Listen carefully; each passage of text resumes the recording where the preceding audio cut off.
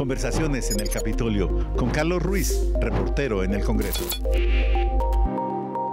Cordial saludo, amigos del canal Congreso. Vamos a conversar en los próximos minutos con el senador Manuel Virgües, que es integrante de la bancada del partido Mira, un partido que se ha destacado por tener muchos proyectos de índole social que atienden problemas básicos de los colombianos. Por ejemplo, hay uno que está en vigencia con una ley que fue promulgada a finales del año pasado por el Congreso y firmada ya y sancionada y puesta en vigencia por el Gobierno Nacional para definir la situación militar de los mayores de 24 años. Ese es un tema sumamente importante, es recurrente, pero es necesario estar siempre actualizando esta legislación. Y el senador Manuel Virgües fue el líder de esta legislación en favor de la definición de la situación militar de los colombianos mayores de 24 años. Como senador, muchas gracias por estar con nosotros aquí en Canal Congreso. ¿Y cómo es esta ley? Gracias, Carlos, y un saludo especial a todos los televidentes de Canal del Congreso. En efecto, como lo mencionas, un tema recurrente en donde los jóvenes y las mamás, que son las que más sufren con este tema de servicio militar, tienen bastantes problemas. Desde el año 2006 habíamos sacado amnistías, porque los jóvenes mayores de 24 años que no definen el servicio militar estaban siendo considerados remisos y tenían multas hasta de 5 millones de pesos. Entonces ellos ni tenían la libreta militar, no podían acceder a un trabajo y mucho menos tenían el recurso económico. Se sacaron algunas leyes de amnistía, pero esas leyes de amnistía tenían un problema, que duraban un año, año y medio y no había la suficiente socialización para que le llegara el beneficio a los jóvenes. De tal manera que desde el partido y con apoyo de todas las bancadas que tienen asiento en este Congreso, de todos los partidos y del Gobierno Nacional, pudimos sacar esta ley 2341 que le define primero y quita esas multas, quita esas sanciones, ya no tienen que pagar 5 millones, quedan en cero. Entonces ese es el primer beneficio de esa ley, ya no tienen que pagar. Entonces, en este momento una persona que tenga más de 24 años y que haya sido considerada remiso y que haya tenido multas, puede acercarse a cualquier distrito militar o vía electrónica a través de la página del Ejército y allí empezar el proceso cero costo y obtener su libreta militar. Mayores de 24. Ese es el primer beneficio que trae esa ley. Excelente. Excelente. Y seguramente muchísimos colombianos mayores de 24 años están en esta situación y pueden entonces acogerse a este beneficio.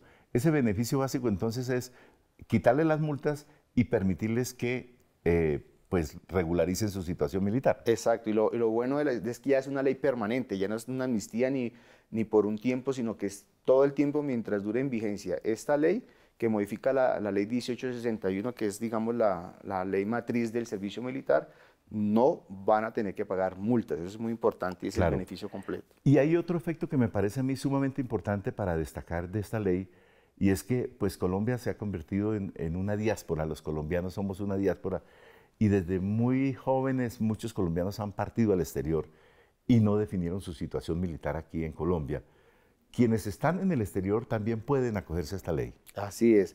Se establece que a través de los consulados el joven se acerque y vía virtual pueda también definir su situación militar y obtener su libreta, que es lo que muchas veces ellos necesitan, sobre todo porque hay una ley de beneficios para los que retornan. Así como hay muchos que salen, hay otros, buena cantidad que regresa y necesitan ese documento para inmediatamente conseguir un empleo o un trabajo formal.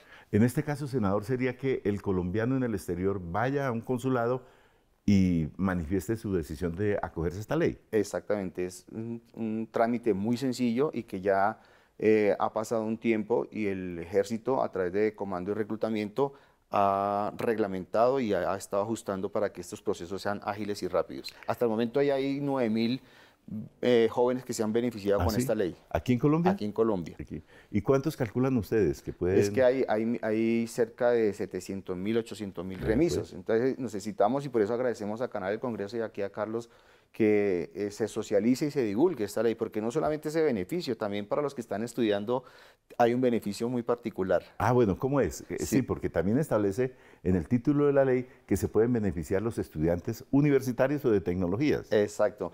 La ley 1861 traía el beneficio solamente para los que estuvieran estudiando carreras profesionales. Y lo que quisimos con esta ley, y eso lo acompañó el Congreso en pleno, es que los jóvenes que cursen ya 5 semestres de una carrera universitaria, técnica o tecnológica, puedan una vez vayan a su entidad, pidan el certificado de que ya cursaron su 5.º semestre, con ese documento ir al reclutamiento y definir su situación militar. Entonces, ¿por qué? Porque se considera que ya este joven con 5 semestres tiene vocación de seguir sus estudios, Claro. y se le facilita, una vez termine su ciclo académico, poder acceder a un empleo formal. Y en este caso también sin multas para los remisos. Y en esta oportunidad sin multas, porque ya los jóvenes ingresaron.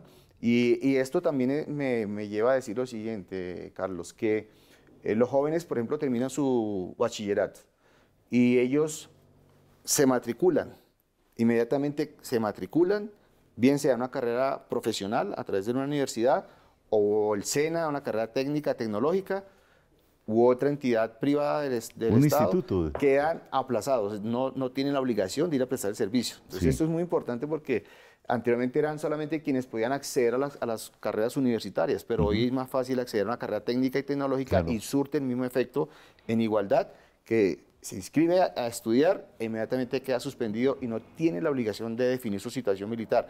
Eso sí, tiene la obligación de estudiar los 5 semestres y cuando tenga los 5 semestres ya entrar al proceso de definición de la situación Claro. militar. Y como dice el senador Manuel Virgües, esta ley es de vocación permanente, no es transitoria como las anteriores, Sí. que daban por el plazo de 1 año, 18 meses, daban el plazo para que resolvieran su situación militar los mayores de 24 años. Ahora es permanente esta legislación, ¿cierto? Así es permanente, y agradecemos también al Comando de Reclutamiento, que ha estado haciendo los esfuerzos para que a través de la página y la plataforma Fénix, la Dirección de Reclutamiento, esté avanzando, porque eso es un proceso que se ha tomado un tiempo, pero ya hay 9.000 beneficiarios y vamos a hacer a lo largo y ancho del país la socialización para que los 60 distritos que hay a nivel nacional Claro. puedan atender de manera física si lo quieren, pero repito, también a través de la página lo pueden realizar. Bueno, y hay otra ley relacionada también con el servicio militar que es muy importante, que está promoviendo el senador Manuel Virgües a nombre de la bancada del partido Mira, y es darle una especie de, ¿qué?, de sueldo, de salario a los soldados que estén prestando el servicio militar obligatorio. Así es. Este tema lo hemos venido trabajando desde 2006, como te decía Carlos, y existía la ley 48 del 93, que era la que regulaba. Esta fue modificada por la 1861. Y para los jóvenes que prestan el servicio militar existe lo que se llama una bonificación. Ok. Se comenzó con un 10% Del del salario mínimo. En ese entonces eran como 70.000 pesos. Ok. Pero insistiendo, en la 1861 presentamos las propuestas y quedó en este momento que se pueda pagar entre el 30% y un 50%. El gobierno anterior comenzó a pagar el 30%. Este gobierno ya hizo el esfuerzo fiscal y está pagándole a los jóvenes que prestan el servicio militar en el Ejército, la Armada, la Fuerza Aérea, la Policía Nacional, el IMPEC, están recibiendo un 50% de un salario mínimo.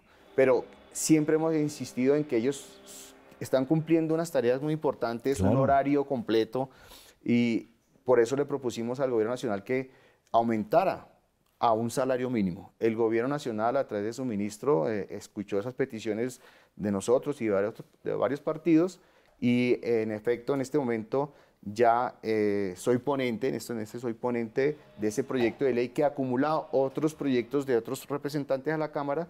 Pasó por Comisión Segunda de Cámara, pasó por Plenaria de Cámara, y en este momento soy el ponente en la Comisión Segunda para que los jóvenes, a partir de sancionada y aprobada esta ley, puedan recibir un salario mínimo de bonificación. Esto es revolucionario, esto realmente va a ayudar a muchos jóvenes, porque lamentablemente habíamos advertido que en la justicia penal militar, cuando los jóvenes iban a prestar su servicio militar, muchos en los expedientes desertaban, y uno leía los expedientes y decían que es que el recurso, la bonificación no era suficiente para ayudar.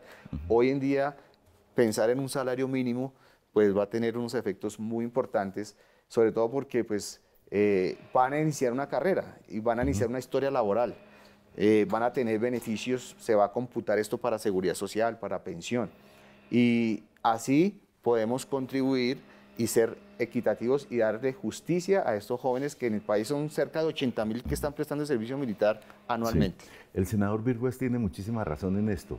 Hay muchos muchachos que están en el servicio militar y que la bonificación que reciben, que es hasta el momento casi de medio salario mínimo, la envían a sus papás, por lo general a sus mamás, porque son hijos de mujeres separadas o viudas, y con eso ayudan un poco al sostenimiento del hogar. Ya, si se aprueba esta ley, que le quedan 2 debates, en Comisión Segunda y en plenaria del Senado de la República, los muchachos podrán disponer de un salario mínimo y eso les ayudará mucho a ellos y a sus familias. Profundo calado social esto. Profundo calado, y esto pues tiene una connotación porque además el gobierno también ha sido consecuente y ha expedido unos decretos, porque hay muchos jóvenes que quieren continuar su carrera militar, tienen vocación de servicio, quieren continuar en la policía, en el ejército, en la armada, y ahora con estos decretos de gratuidad en la inscripción van a tener prioridad y también se les, digamos, se les da un puntaje especial a los que están prestando servicio militar para que sean tenidos en cuenta en las escuelas de formación y puedan iniciar sus carreras como oficiales, como suboficiales o como patrulleros en el caso de la Policía Nacional. Qué bueno. Y esto va a ayudar mucho porque hay una vocación y genera, digamos, empleo y se va a acabar, consideramos, el delito de deserción, que esa es una de las, digamos, de los delitos en los que yo particularmente no estoy de acuerdo, porque siempre, en todo caso, se lleva de manera obligatoria al joven y los procesos, el 70% de procesos que investiga la justicia penal militar son delitos de deserción. No puede ser. Es que es increíble y uno empieza a leer, yo trabajé en la justicia penal militar 7 años, entonces yo veía y todos los expedientes los jóvenes se dan porque la bonificación no alcanzaba, porque se casó, porque no llenó sus expectativas. Y los estábamos condenando a 6 meses mínimo hasta 2 años. No. Eso es lo que da el delito. Claro, porque es un delito de deserción. Porque es un delito desde el punto de vista penal, de la justicia penal militar. Entonces a mí me parece injusto y eso hemos intentado modificar, que haya una sanción administrativa tal vez, pero no enviarlos a la cárcel, porque además de que van obligados tienen que pagar cárcel. Claro, siempre y cuando la deserción sea por ese motivo y no por el motivo de integrarse a un grupo ilegal, ¿no? Sí, eso ya es un delito de otra magnitud. Pero eso, la dinámica me enseñó y los procesos, y esa fue parte también de los debates en donde insistíamos que debían haber más estímulos para los jóvenes que prestan el servicio militar, porque ¿cuál era el fenómeno, Carlos? Usted lo has tocado el punto clave. Estos jóvenes no desertaban, por el contrario, estaban todo el tiempo, 1 año, año y medio, recibiendo entrenamiento militar, formación militar, obediencia, experiencia, y salían, no tenían oportunidades. ¿Y quién aprovechaba esto? ¿Quién los cooptaba? La delincuencia, claro. Los grupos armados de la ley, porque ya son personas que tienen entrenamiento, tienen toda una formación y los incorporaban ofreciéndoles 1 millón, 2 millones de pesos. Y eso está pasando todavía, lamentablemente. Claro. Por eso necesitamos que los jóvenes entiendan que los que tengan vocación y quieran seguir su carrera, a la cual yo invito también que puedan prestar su servicio militar, que hoy en día hay más garantías, hoy las mujeres están prestando servicio y en el proyecto de ley estamos dando garantías también para las que quieran voluntariamente, si están embarazadas, tengan unos derechos en tema de salud, en fin, hay muchas garantías que se están dando con estos proyectos de ley de varios representantes de la Cámara que hemos condensado en un solo proyecto y que el gobierno viene avalando. Estamos hablando con el senador Manuel Virgües aquí en el Canal Congreso sobre un proyecto de ley que tiene pendientes 2 debates en el Senado de la República, por medio de la cual se pretende crear un salario mínimo como bonificación o como pago por el servicio militar obligatorio. Como esto tiene gasto del presupuesto nacional, ¿recibió el aval fiscal del gobierno? Así es, sí, el mismo gobierno fue el que propuso, entonces qué bien. Es el autor de la propuesta, es el gobierno nacional. Nosotros simplemente en los debates insistíamos que ellos son los que tienen, entonces hemos permitido que ellos presenten y pues agradezco al gobierno también que me da la oportunidad de ser ponente de este proyecto de ley que con la ayuda del Congreso sabemos que es un proyecto que no va a tener ninguna intervención en contrario por parte de las bancadas de los partidos, porque es unánime, porque es un sentir, porque es un tema de verdad social y que le ayuda al país. Claro. Y hay otro servicio que no es propiamente militar, pero sí social, también que tiene un profundo arraigo en las comunidades. Es participar como miembros de las juntas de acción comunal, que son, yo diría que el núcleo fundamental de una sociedad y de una organización a partir de la cual se solucionan los problemas de los vecinos, entre los vecinos. Y se ejerce una vigilancia también de desarrollo económico y social de la vecindad. ¿Qué es lo que pretende con otro proyecto de ley el partido Mira a través del senador Manuel Virgües? Sí, Carlos, es un proyecto muy bonito porque estudiamos toda la normatividad que reglamenta las juntas de acción comunal. Hay leyes, hay decretos, resoluciones, hay COMPES para que ellos puedan hacer obras y contratos y beneficiar a la comunidad que lo vienen haciendo. Pero lamentablemente no había una sola norma que le llegara un beneficio concreto a ese ser humano, a esa persona que ejerce esa actividad o ese dignatario. Entonces, radicamos un proyecto de ahí tan sencillo y hablando con ellos, ellos ¿qué quieren? Un auxilio económico básico para que se puedan mover, la fotocopia, ir al transporte, etcétera. Una ayuda en el tema de salud, que no tienen servicios de salud, un auxilio funerario. Ellos tienen que, sucede algo y ellos tienen que hacer rifas, tienen que hacer otras actividades para recolectar recursos. De manera que este proyecto tiene estas pequeñas causas muy concretas, muy puntuales, y los miembros de la Junta de Acción Comunal, que estamos hablando de más de 60.000 a nivel nacional, van a tener digamos, una remuneración, una recompensa por su trabajo. El gobierno nacional también ha querido fortalecerlas para que ellas puedan hacer contrataciones, pero eso ya tiene una reglamentación específica, pero de manera particular a ese dignatario no le estábamos dando ningún reconocimiento, y con este proyecto de ley que pasa para la Comisión de Sexta del Senado, y allá está el senador Guevara, entonces esperamos que tenga también el apoyo de todas las bancadas. Ya nombraron 8 ponentes porque todos los partidos quieren estar allí, porque es el tema de verdad que es muy social, porque son, como tú lo dices, son el primer eslabón en la cadena de la gestión del ciudadano, del residente con el Estado. Muy bien. ¿Cómo hace el partido Mira para tocar estos puntos tan sensibles en lo social? Sí, bueno, nosotros tenemos una gran virtud, y es que tenemos un voluntariado muy grande. Hacemos encuestas, salimos a la calle, escuchamos a las personas, independientemente de su condición política, su ideología, su religión, tocamos la fibra, la necesidad, y nuestros líderes a través de nuestros diputados y nuestros concejales a nivel nacional y muchos miembros de Junta de Acción Comunal también y ediles nos hacen llegar la información. Entonces, lo que hacemos es que presentamos las propuestas para tocar esos temas sensibles que la comunidad está pidiendo a diario, constantemente, y de esa manera nosotros podemos dar ese beneficio. Qué bien.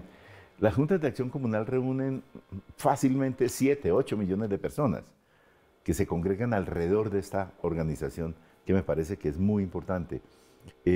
¿Recibirían esos directivos qué beneficio económico como estímulo a su gestión? A su gestión, exacto. Entonces ya van a tener un auxilio económico que el gobierno ya entrará a reglamentar a través del Ministerio del Interior, pero tendrán derecho a un auxilio funerario, un auxilio de transporte, a seguridad social, van a estar incorporados, y esas son unas mínimas garantías que podemos darle a estas personas que muchas veces lo hacen es por vocación. Realmente esta gente se esmera por trabajar, ayudar a su comunidad, por tener su barrio en óptimas condiciones, en temas de seguridad, de salubridad, etcétera, y que hacen una gestión muy importante. De ahí pues ya se escala al edil y del edil al concejal y así sucesivamente. Senador Manuel Virgües, el partido Mira es independiente, pero actúa siempre, a veces apoyando los proyectos del gobierno, a veces modificándolos o a veces negando el voto de proyectos que considera el partido Mira que no son convenientes según el punto de vista que tiene la bancada. Sí, es un principio. Nuestro partido es un partido cristiano y dentro de nuestra filosofía o ideología de la doctrina, pues se nos enseña que nosotros debemos apoyar a los gobiernos de turno, ¿cierto? Independientemente de su color, porque pues es ayudar a la comunidad.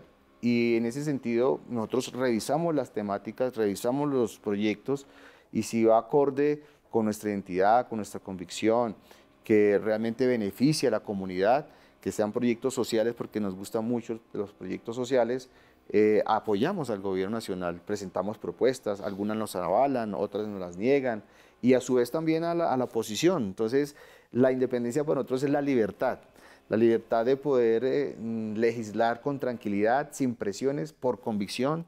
Nunca lo hacemos por burocracia del gobierno o por congraciarnos con una ideología o por aprovechar la coyuntura política para ayudar a la polarización. Nunca lo hacemos en ese aspecto, lo hacemos realmente es porque queremos que al país le vaya bien, y tratamos de conciliar, tratamos de unir porque tanto la oposición como las bancadas de gobierno tienen muy buenas propuestas, muy buenas ideas, pero nos hemos enfrascado en las discusiones políticas, ideológicas, y en este momento tenemos un represamiento de proyectos de ley de todos los partidos que lamentablemente no sabemos si se vayan a aprobar en este periodo. Claro, los directivos del MIRA y los integrantes del MIRA son cristianos.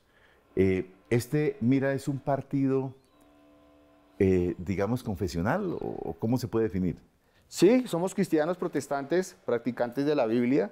Nosotros asistimos a la Iglesia de Dios Ministerial de Jesucristo. Allá se nos forma en valores, en principios, en ética y se nos motiva a participar en política, pero para participar con esa misma coherencia de llegar allá y dar buen ejemplo, buen testimonio, de servirle a la comunidad, de aplicar esos principios cristianos que sabemos que todo el pueblo colombiano en su gran mayoría, respetando a quienes no sean cristianos o sean ateos, de hecho somos autores también de la política pública de libertad religiosa, porque lo que queremos es que todos esos principios y todas esas, toda la filosofía de solidaridad realmente se ponga en práctica, seamos coherentes, y nosotros somos convencidos que lo que aprendemos de la Biblia, lo que nos enseña nuestra líder espiritual, lo que aprendemos en la iglesia, es lo que debemos poner en práctica. De ahí que, pues, gracias a Dios también hemos mantenido nuestra personalidad jurídica durante 23 años, han sido más de 80 proyectos de ley, todos de corte social.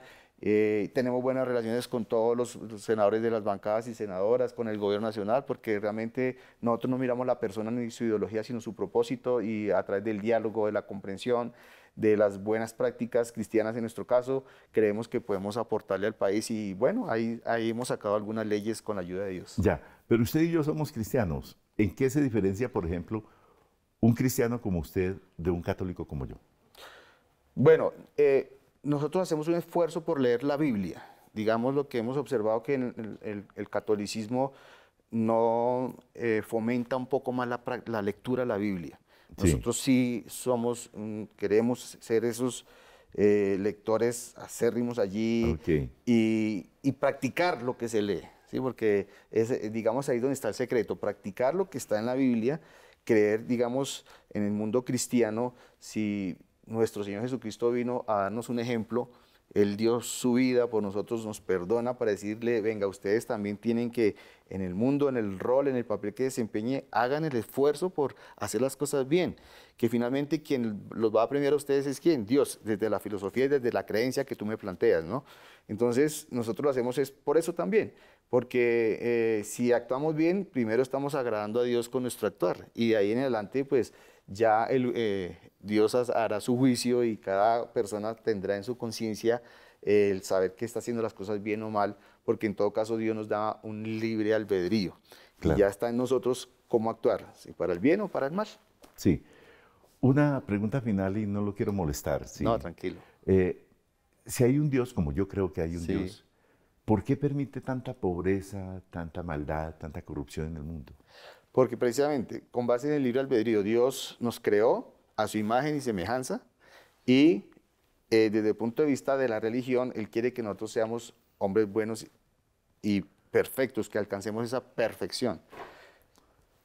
¿Qué pasa? Pues Dios permite eso porque el hombre toma la decisión de irse al mal. Así como existe el Dios, así existe el diablo. Claro, entonces, si hay bien, hay mal. Claro, entonces, y al revés. Exacto, entonces está el protagonista y está el antagonista. Entonces, en la Biblia hay muchos ejemplos. Uno dice, pero mire lo que pasaba a los que se portaban mal, les sobrevenían castigos, plagas, maldiciones.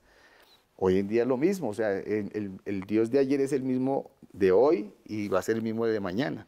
Es un Dios de amor, es un Dios de misericordia, pero también dice la Biblia que es un Dios de fuego consumidor, y al que se porta mal, pues tendrá que recibir su castigo. Lo que Dios hace es que permite que el diablo actúe.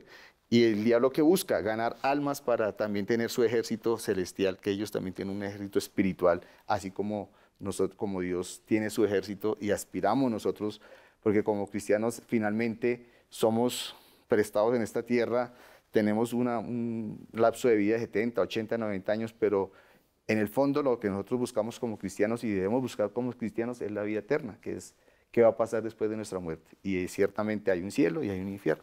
¿Y hay vida después de esta vida? Y hay vida según la Biblia, ahí existe la resurrección, pero la resurrección se da para aquellos que se hayan esforzado hasta el último segundo de su vida de agradar a Dios, de hacer su voluntad, la voluntad que está plasmada en la Biblia, y es poner en práctica eso. Entonces ya vendrá el juicio y a cada cual dirá si está acatando o no su religión, en este caso pues hablando y respetando a los que no tengan religión. Senador, pues muchas gracias. A usted, Carlitos, y gracias por este espacio y la oportunidad de hablar de este tema, pues pasamos de la política a la religión. Y nosotros estamos haciendo ese ejercicio. Mire que la política y la religión siempre han tenido ese estigma porque hubo un periodo de casi 1000 años en donde lamentablemente hubo, digamos, una connotación en contra de la sociedad por causa de una mala aplicación de la religión. Nosotros sí queremos decir que la política y la religión son necesarias porque nosotros aprendemos en la religión los principios y la ética y creemos que hasta ahora, pues no somos infalibles, no somos perfectos, pero creemos que hasta ahora hemos tratado de hacer las cosas de manera correcta. Sí, nos habremos equivocado en algunas posturas, en algunos proyectos, pero siempre nuestra intención es dar ese buen ejemplo desde la religión que estamos aprendiendo. Aquí está, un buen cristiano, el senador Manuel Virgües. Y a ustedes les agradecemos mucho estar en la sintonía del Canal Congreso.